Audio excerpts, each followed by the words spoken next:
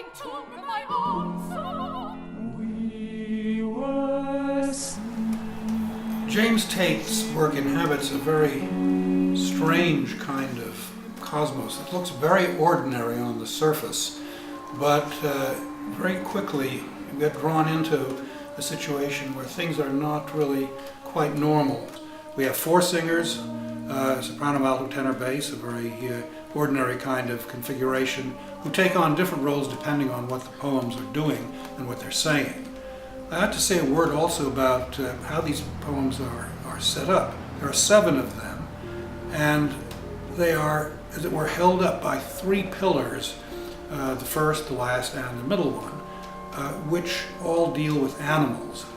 The animals somehow form a ground for all the other stuff that goes on. The other 4 poems really deal with peculiar social interactions. For example, one of them talks about a man who's invited to a fancy dinner party, although he knows none of the guests, only to discover that he is to be a human sacrifice at the end of it. Of course, in the interests of world peace, needless to say. One of the poems has the account of a dog who has been reincarnated as a human being as a reward for being a very good dog, and who finds that his life as a human being is totally unsatisfactory. When I first read these poems of Tate, I was beguiled by this kind of contrast between the everyday quality of the surface and the very strange interior of the poems. And when I've made settings of them, I've tried to reflect that musically.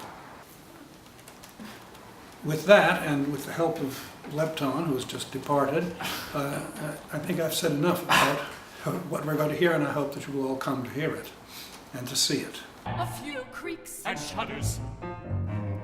I recall